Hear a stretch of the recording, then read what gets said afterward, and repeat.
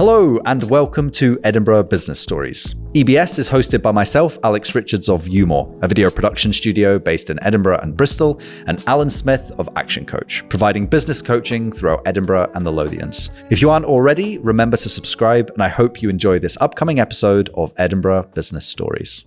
Gilly, so great to have you on today. Thank you. Thank you for having me. So give us a snapshot, who you are and what your business does. Who am I? It's a deep question. My name is Gilly Bain. I'm the CEO of YOURGB, and we are a collective of event and experiential designers. We work with clients like, be terrible at remembering all of their names, but Penguin Books, Sony Music, Johnson & Johnson, TSB, P&O Cruises, a well-known gaming company that I'm not allowed to say, and many drinks companies and brands and things like that. And although we're based in Edinburgh, probably about half of our clients are based down south, and our work takes us all over. Amazing. So let's go back to the beginning. You know, you can go back as early as you like. Where did this all start? Where did it all start? It was a rainy Wednesday in 1984. No, I think, where should I start? I'll go with childhood. I'll go with school. Classic underachiever. Not very engaged. I think having an interesting family life played its part in a complete lack of confidence. I think when you're so scared to fail, sometimes you wouldn't even try. So I adopted that at school.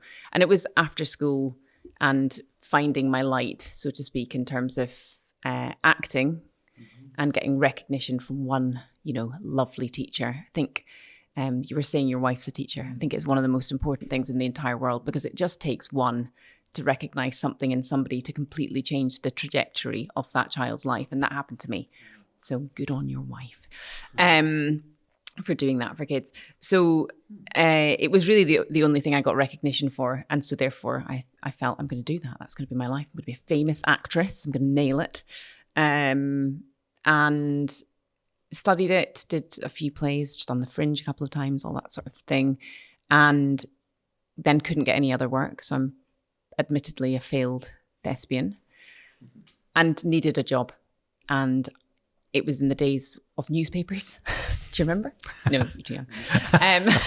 And there was just a job in there for an events company. And I bullshitted my way through the interview saying, I love putting on shows. I'm an actress. It's what I do.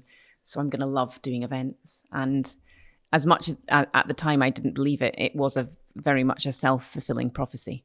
And that's exactly what happened. I ended up loving putting on events and creating experiences for people. And I got the same sort of soul food that I did get from treading the boards and acting as I do from creating experiences for people.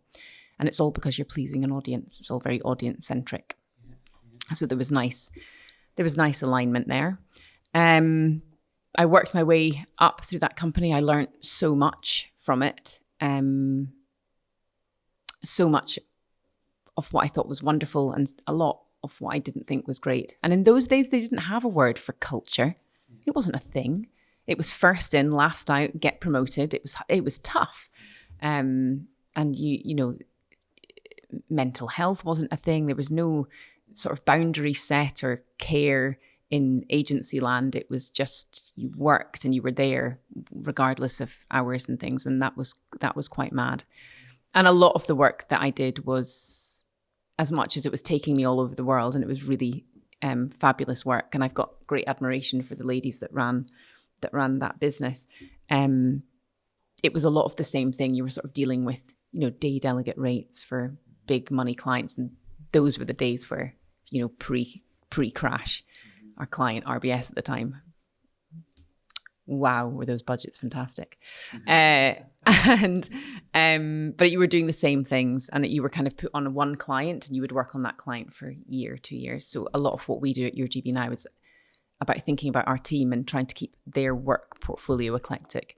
So when I started up on my own, the big driving thing for me was I want as many different clients in as many different industries as I possibly can, purely selfishly to keep the work interesting for me. Because at that stage, it was just to be a freelancer. That's where the name came from, YOURGB.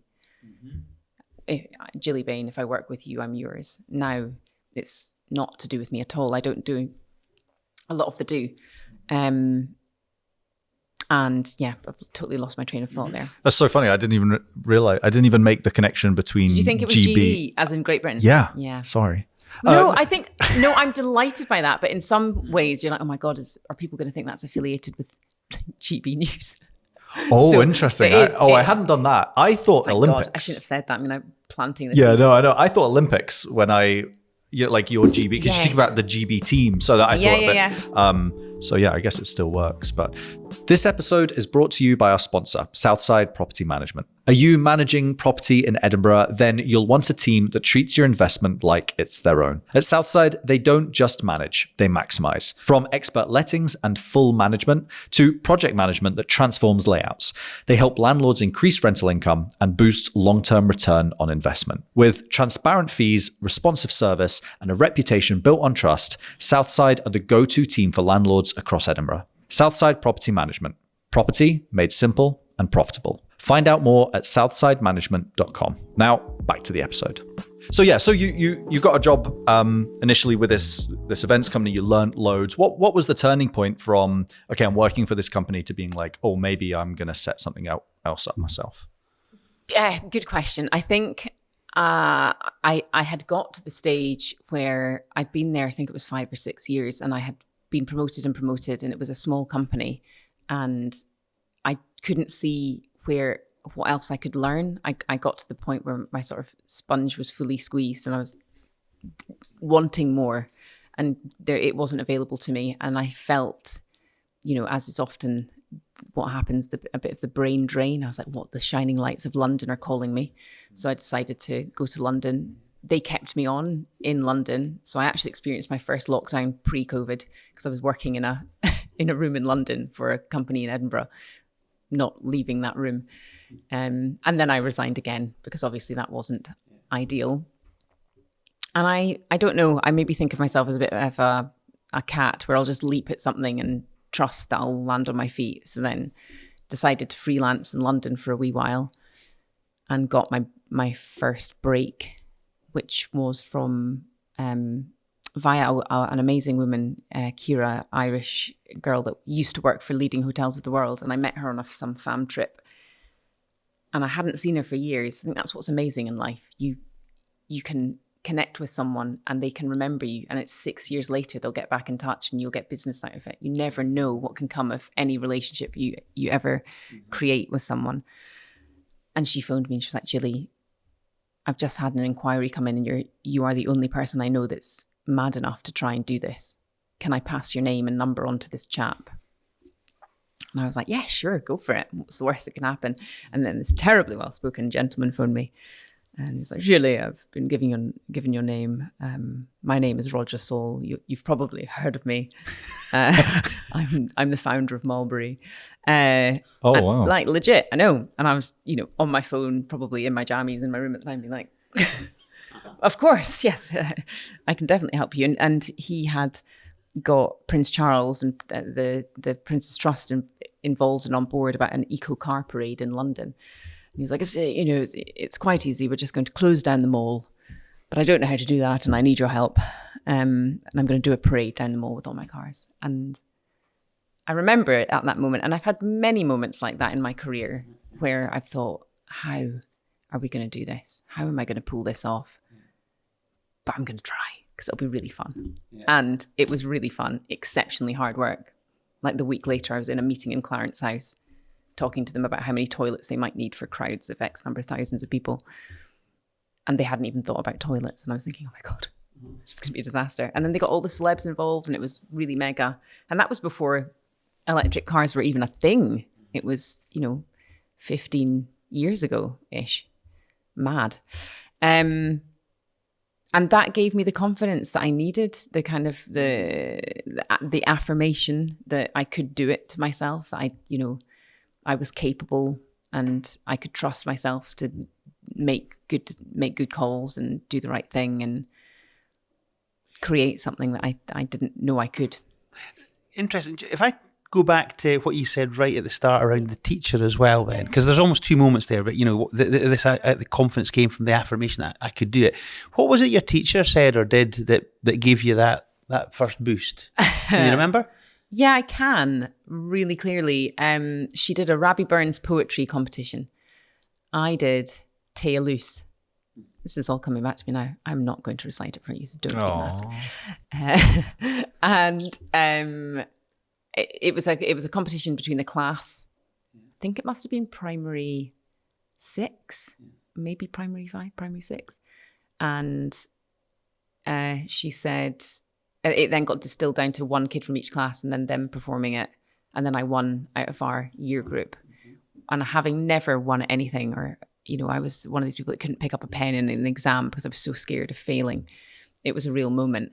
And then I had to perform it in front of the whole school. And at that age, you didn't really know that was a lot of eyes. And I remember being on stage and doing it. And then after that, very similar feeling to that first event at a young age of thinking, I did that. I can do that. And then that was, I went in to study it and do a master's in it. And I was probably all right at it. But I think to be an actor, like we employ actors at YOURGB, actors are instinctively creative, brilliant people. And actually, on that note, I'll cheerlead them here.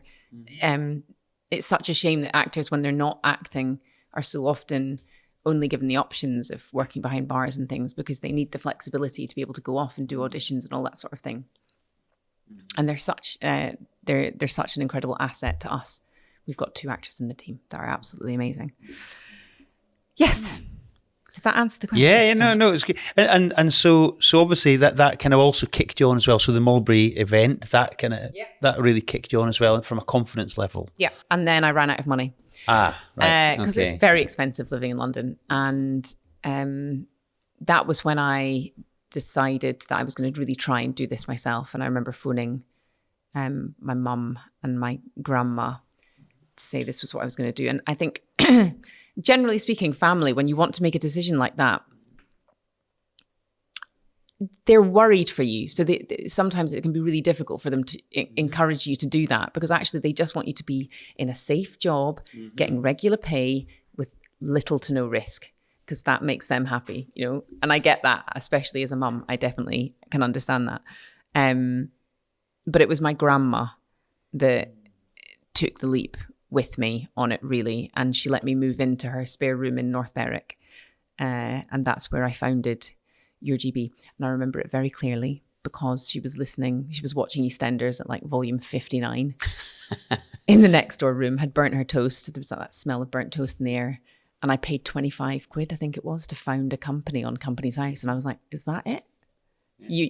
Anybody that wants to be a business owner, you can just go onto Company's House and create a company from nothing for like 25 quid. I remember just thinking, this is nuts. And that was the sounding board not the sounding board, the support that I needed. And I think in any decision in life, you only need one person, I think, to say, I've got your back and I think you can do this and I believe in you. And I think if you've got that one person, regardless of who it is, that's what I was fortunate enough to have, because I think if she hadn't have done that, and importantly, I've never taken investment and I don't even have an overdraft. But the one thing I took was £3,000 from my grandma. And she said to me, I'm going to give you this £3,000 and you have to be able to pay me it back in 6 months, or you have to promise me you're going to stop and get a proper job. So I think even she at that stage understood that the majority of entrepreneurs or business owners, whatever you want to call us, it is gambling, essentially. You're gambling. Everything's a gamble. And she was happy for me to take the gamble within a limited time period. And that was such a brilliant way to set up a business, because I had a finite amount of time to make it work before I had to stop. And then, of course, after the 6 months, I had the money to give her back. But she never took it because she's a gem. Very good. But so I still owe her it, but she's dead now. I can't believe we're all laughing. So it's yours. She will be laughing up there too. Yeah, good for her. I Good owe for you, Grandma. Yeah, quite right. So you set up, you're 6 months in, you get your $3,000, she doesn't take it back. What was that first year like, being an official business? I would say it was immensely exciting. But what I did learn fairly quickly is that I'm a people person. Being on my own for the first, I think it was maybe 3 years, I was completely on my own. I think that was tough for me because actually I get a lot of energy from being around people, and that's the thing that I'm most proud of with YOURGB is the culture and the people that are around us and how it feels to be in the office. And that's where a lot of my enjoyment and joy come from, and laughing every day and, all that sort of stuff. So being on my own, I found quite tough, but then I was targeting clients that excited me. So like my grandpa was a motorbike racer and a sports car racer, and did loads of different stuff across Scotland. And he was wild about Triumph motorbikes. And he lived in Cyprus, and I went to see him, and he was just like, try and get Triumph motorbikes. You'll have the best events work ever. You'll get to go on motorbikes. You should try them. And I did. And it was that kind of tenacity of not giving up until I kind of got in and going there to do a presentation to literally a room of like 50 men in their leathers and winning that work. So I was doing exciting stuff and getting to travel the world. And so it was amazing and seriously confidence boosting. But there was always that thing in the back of my head of like, at the moment, I'm just worrying about me and paying my salary. Our first year we made, I think I turned over £13,000, and I took that as success at the time because it was hard to make that. And yeah, I think that the journey in the beginning was really, really positive, but I constantly was just thinking about how do I get someone on board? How do I have some company and not be doing this on my own? I knew that I wanted to create that quite quickly. Mm-hmm, mm-hmm. Can I just ask, when your granddad's suggestion to go to Triumph, what were you pitching then? So you're on your own. What are you saying that you're going to do? Well, you do a lot of research before you kind of call it like Jack Rustling, before you like go for a client. You're like, I'm going to not give up. And if you do enough research and you understand exactly who the right people are to speak to and exactly what their events are, if you then look at the events and everything that they're doing within them, you can quite quickly identify where you think they might need help. And that's the magic moment. If you tell them what they want to hear and that you are explaining that you can help them with the things that they know they need help with, you're kind of halfway in. So I was just identifying that they had all of these mega events going on all over the world. They had an enormous in-house team, and all the in-house team go to these events. So as much as I wouldn't be organizing I think it's like 500,000 bikes that come, like random people from all over the world go to these events, I knew that they would still need help with the 100 odd people from their internal teams attending them, organizing them, doing their safety briefings, doing their ride outs, special care and planning for VIPs, press trips, dealership immersions. So did a lot of track days and all that sort of thing. And also being passionate about it. So I got a lot from my granddad about what was great about them, why they were an exciting brand. So it's similar to what we do now. We identify where we think people require our expertise and offer it. And again, sorry, I'm just really curious about that then. So to identify where the gaps are, you have to be immersed into it. So do you have to attend the actual events to scope them out, or how are you doing that research? It depends on a lot of brand or corporate events. You can't just rock up, it's like by invitation only. But for events like that, there's just a lot of content. So you can get to know what's going on at them by just doing a decent amount of researching online and their socials and all that sort of stuff. So no, I wasn't flying out. I have done, like I went to Climate Week in New York to scope it for a client before getting them. And so sometimes you'll take a risk like that to do some extra research to try and get them over the line. But it depends on what content you have access to, and speaking to people and finding people, someone who knows someone that works within that company that you can speak to and chat to before going to that other person to pitch. Well, it's interesting. You're the first ever guest to request information about us. No way. Not one not one other guest. And we know, like this is the first time we've all met, but we've had lots of other people who haven't. So even from that, it's like interesting to be like, you were doing your research before you even come in here for this. And it's like, but there you go. So you were the first one. But equally, it is important to know who you're sitting around a table with. And you're both equally, your own stories are important. And if this podcast wasn't set up the way that it was, I'd be asking you loads of questions. Well, thankfully it's not. So anyway, on to the next question. So as your business then develops and you're adding one or two people, you're doing different events. How did you go about really kind of understanding what you were really good at? In the early stages, I guess that was more centered around client feedback and understanding that if we won a client, we would retain them. We've got really good loyalty from clients. And actually that is, I'm going to take you off on a tangent here. That is one of the difficulties with us as an industry in the event space, is that it's not set up like PR. You don't often get, if ever, a 4 or 5 year retainer. It's quite a stressful business model. Yeah. So you're catching unicorns all the time. And as the business grows, that becomes harder and harder. So I think what I identified fairly early on was that I was good at catching unicorns and, being tenacious and finding the right people to talk to and pushing to get the interesting work. So I think that was how I identified that I was good at that, was just by keeping the business going and keeping work in the pipeline, because that is the hardest bit, and it still is. And how have you then gone about developing your why and the way in which what is this all for, and how do you drive that then through the team? Yeah. So I think my why, and actually fairly recently, I can't remember specifically when it was. I think I was in a kind of, it was probably post-COVID, after having gone through a bit of growth, and we'd gone, I found that all quite difficult. And I remember thinking, what am I doing this for? Like occasionally you'll know yourself as a business owner, don't you just fantasize about getting a proper job and not having to worry about it? And I had to do some soul searching to figure out, to remember what I started it all for in the first place, and why I was actually doing it. And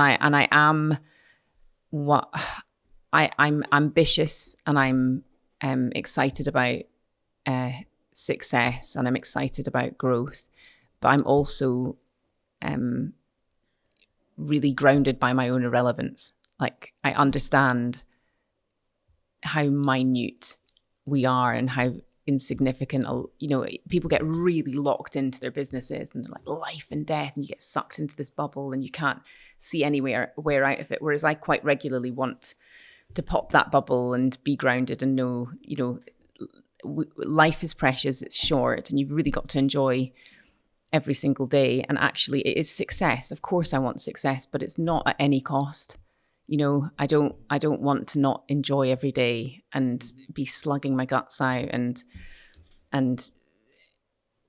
not enjoying the journey for a possible end game to make tons of cash or whatever. So I think, it's, I think my why is about creating a space for my team to feel that same way, to know that they're working in a place that is valuing them, and that they have a safe place to grow and to stretch their own comfort zones and to learn professionally. And my context for that is this sort of mantra that I have, where if you come to work at YOURGB, whether that's for 2 years, 5 years, whatever, success to me is for whatever reason someone might leave.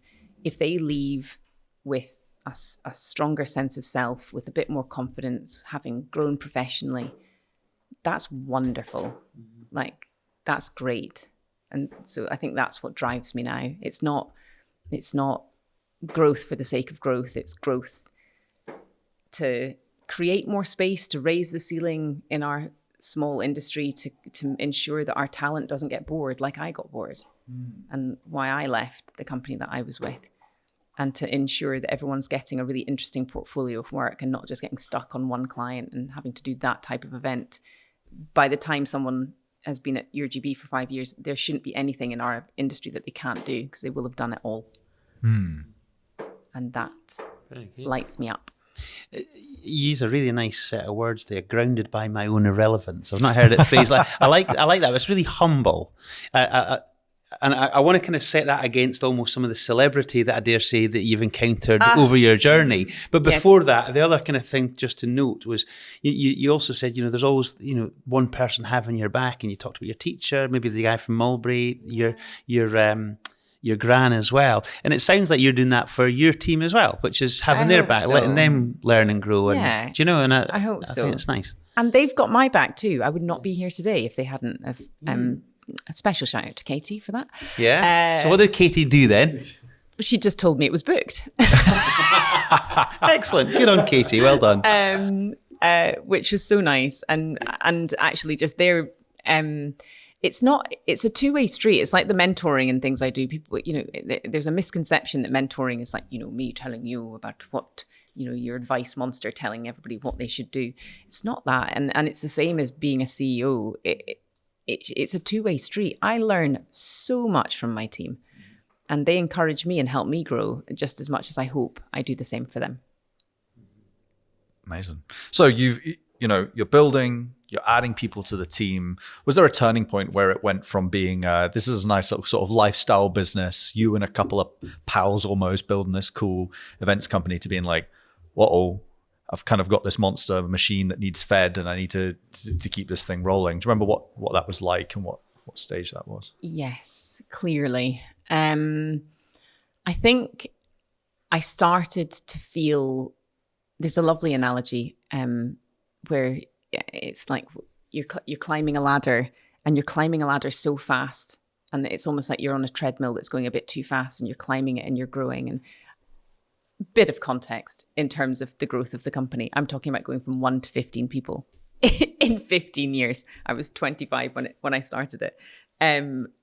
So it's very slow, incremental growth. But there is a certain element at this specific point where I got a bit of vertigo, and I realized I'm responsible for the lives of these people. I'm responsible for their salaries and keeping them safe. And I think that's the weight of responsibility that I feel every day. So every day if I'm out,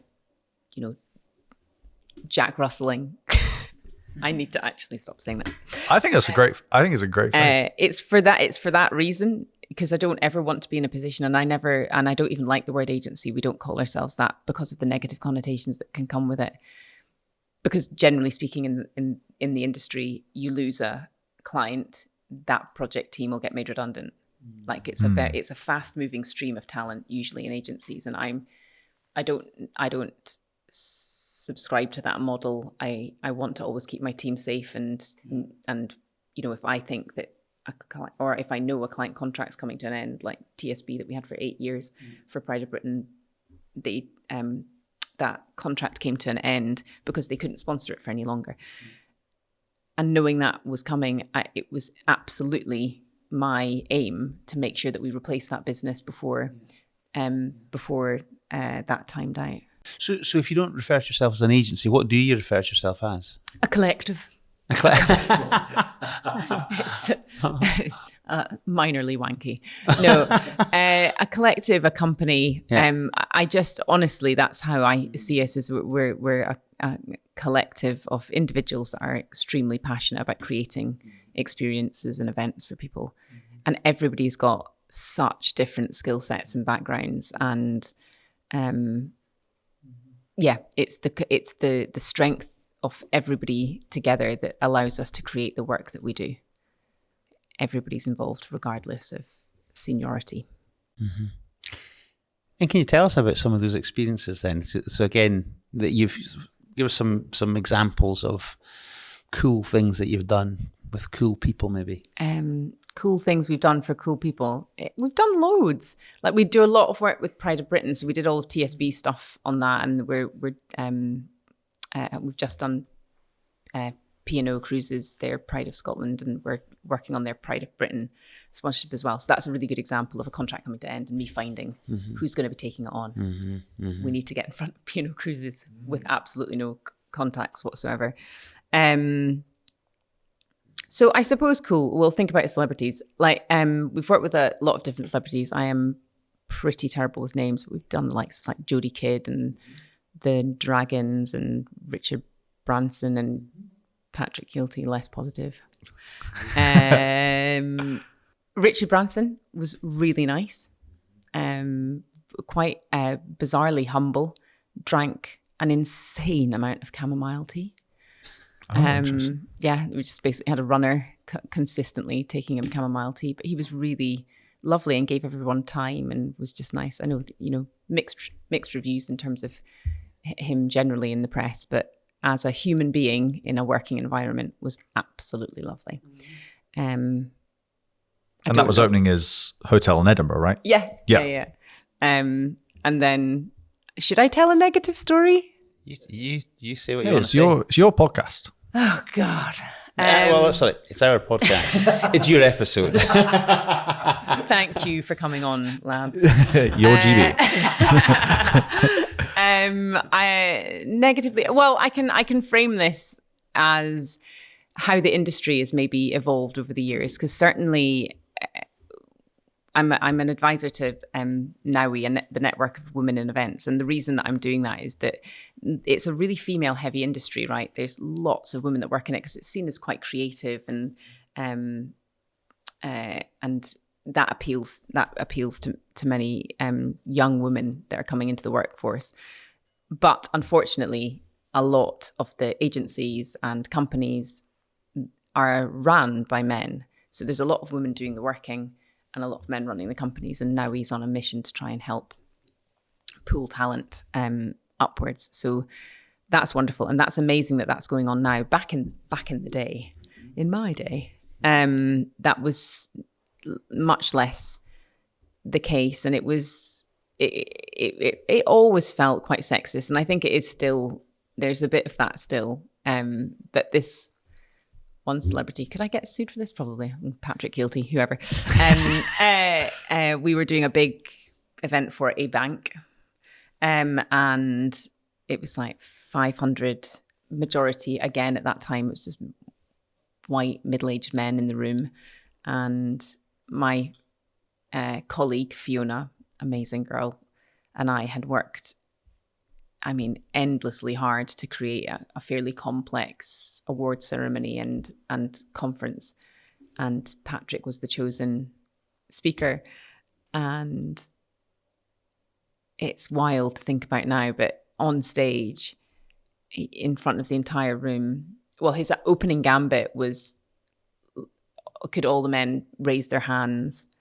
I want to see how many of you have got orange hands from being made to put the fake tan on your wives' backs. That was his opening gambit. So I kind of knew at that moment how it was going to go. And then not long after that, he put a light up on me and Fiona and said, and another raise of hands for those of you that have found time to nip to the gents for a quick leg shake over the PR girls. But that was kind of what was fairly kind of accepted in those days, which, I think about, I've got 2 little girls. I'm like, oh my God, if that ever happened to them. And as much in the moment, Fiona and I were like, ha ha ha, keeping it professional. I think we both went home and cried. It was an awful thing to do to 2 young women. And it makes me sad. And I don't think that, and I think it is testament to how far the industry has come, but there's still a little bit left to go in terms of respect in the industry. You mentioned your girls. How have you found the juggle of life between being a mum and trying to run a full-time business? What's that looked like for you? I actually feel, I think one of the challenges of being a business owner is more often than not, if you founded it and it's your business, it's really difficult to let go of. You can be quite, I know that I'm very into the detail of everything, and letting go and stepping back and stepping away from things can be quite difficult. So there was really nothing better than getting pregnant to signal that in order for me to have any time off at all, I would have to trust the team to be able to run the company. So I think the minute that I knew that I was pregnant with Mackenzie, I just said to myself, right, every single question I get asked, I'm going to make a procedure for it. They've got to be able to know where to look to find these answers, because I don't want to be getting phoned 300 times a day. And that was the start of us probably growing up. And that created an environment where there was autonomy and the team was trusted and they were empowered and everyone's roles became clearer and the responsibilities became clearer. And so actually, as much as I get asked that question a lot, like, how do you do that? You know, how did you run a company and have 2 kids? And I think actually I've got a lot to thank that journey for. I think that was integral to our growth, bizarrely. Can I ask a really boring question now? Always. So that when, you know, that idea of creating a procedure for every question that you were asked, how did you document that then so that it was actually contained somewhere for the team to then reference? At the time, I had an amazing girl working with me, Emily, and she basically is insanely well organized. So she would take it, create a procedure, create a filing system for it, and signpost it to the team. And then it was this really awkward time that we went through when everyone asked a question. You had to be like, have you checked in the folder? Go away and check and then come back to me if you still don't know, which everyone enjoyed immensely. But it did work. But it was part of the process of handing over, eh? Yeah, good. Yeah, it was good. It was good.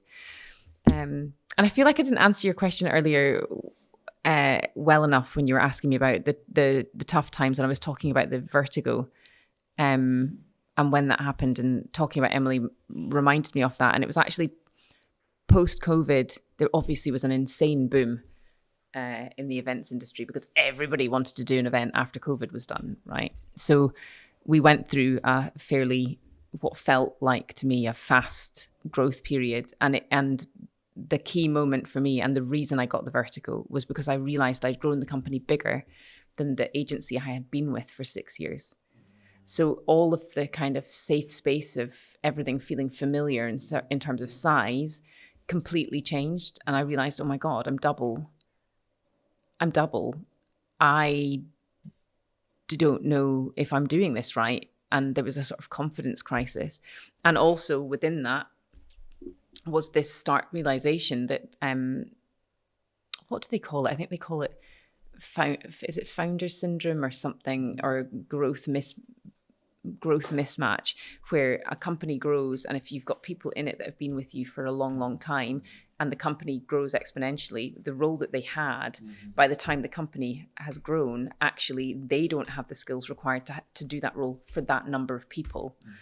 And realizing that there had to be sort of a restructure, and not just for the incumbent team, but being humble enough to understand that I needed to be asking more questions and developing myself and understanding who it was that I needed to be around. And that's where my business coaching journey started, was I need to be surrounding myself with people and women that have achieved way more than me, so that I can keep my eyes open to what's possible and learn from them, and not feel like this is my company and I'll work it out and I can do it all myself. And that has been, for someone that I would consider myself a hyper independent, solo, started the business on my own, didn't need anyone's help, proving stuff to the world for whatever reason, to being able to be open and talk about challenges and being honest about the fact that I felt vulnerable with the size that the business